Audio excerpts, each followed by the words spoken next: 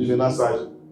Et que ton niveau de bêtise est déterminé par qui tu fréquentes. L'Éternel a tout fait pour un but, même le méchant pour le jour du malheur. Elle dit ça.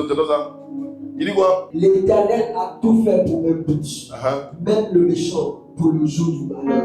Tu comprends ça? Dieu a tout créé pour un but. Même le méchant pour le jour du malheur. C'est pourquoi ce n'est pas à nous de combattre les méchants. Dieu a réservé un jour spécial pour eux. Comment on appelle ce jour-là? Le jour du malheur. C'est-à-dire qu'il y a un malheur. Dieu a tout créé pour un but. Le chien a été créé pour un but. Le chat a été créé pour un but. L'éléphant a été créé pour un but. Le serpent a été créé pour un but. Tout ce que Dieu a mis dans la nature, dans la création, a un rôle spécifique. Un éléphant ne peut pas dire que lui va s'envoler. Il n'a pas été créé pour voler dans les airs. Un serpent, il y a des serpents dans l'eau, n'est-ce pas? Mais un serpent ne peut pas dire qu'il est fait pour nager.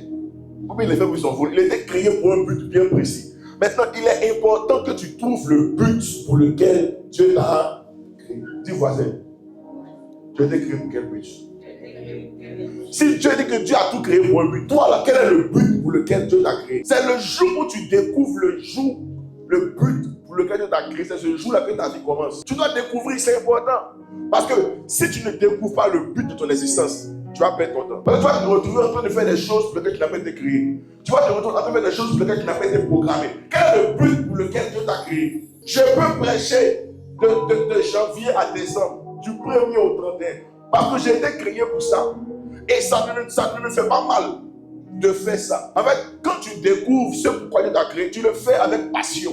Tu le fais avec amour. Tu le fais avec joie. Ma fille, parce qu'elle peut vous parler du droit. Il y a des gens qui la passionnent plus que le droit et la littérature. Et elle fait des concours pour ça. Elle est née pour ça. Elle est créée pour ça.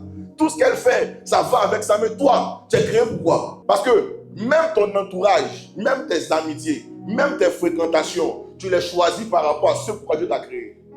Dis avance prophète. Quelqu'un qui est menuisier, la plupart des amis seront de manière logique. Un footballeur, c'est vrai qu'il aura d'autres amis dans d'autres domaines, mais ceux avec qui il sera à l'aise, avec qui il va parler facilement, avec qui il aura le même langage, ce sera des gens qui comprennent ce qu'il fait. C'est pourquoi toi qui aimes l'architecture, toi qui es passionné par tout ce qui est construction, tu dois avoir des gens avec qui tu peux parler, des gens qui peuvent t'éteindre, des gens qui peuvent élargir l'espace de ta tente, qui peuvent augmenter ton niveau de connaissance. Pas avec des gens qui vont te parler de porc au fou.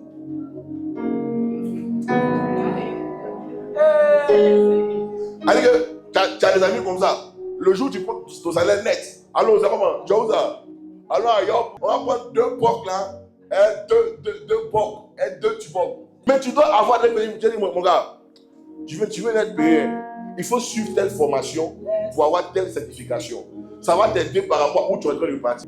Lilian, par exemple, lui, il est dans le domaine de l'informatique. Mais il fait des certificats pour donner de la plus-value, de la valeur à son CV. C'est ce qui justifie ton salaire. C'est ce qui justifie l'augmentation de ton salaire. Toi, tu as toujours ton niveau BTS. Tu veux que ton salaire augmente. Ça va augmenter par rapport à quoi? L'ancienneté ne justifie pas tout. Je dis, mais ça fait longtemps que dans l'entreprise là, il a fait 10 ans ici. J'ai toujours le même niveau, toujours le même salaire. Mais est-ce que ta connaissance a augmenté? Est-ce que mon message vous plaît un peu?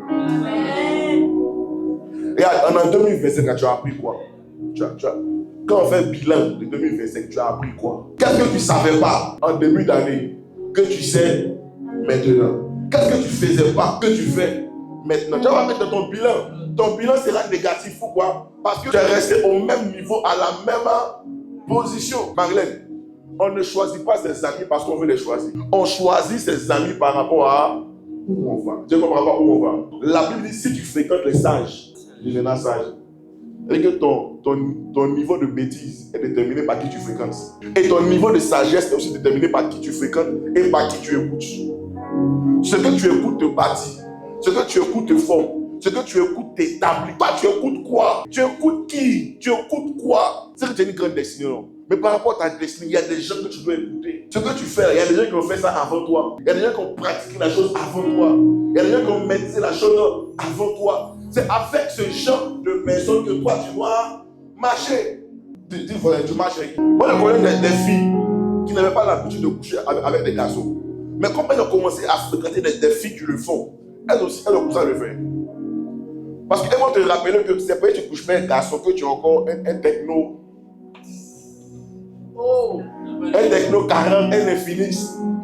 Quelque chose là-bas. Le iPhone 17. Elles vont te rappeler ça. Parce que pour eux, elles ont été créées pour avoir un iPhone. Dis voisin. Tu marches avec qui?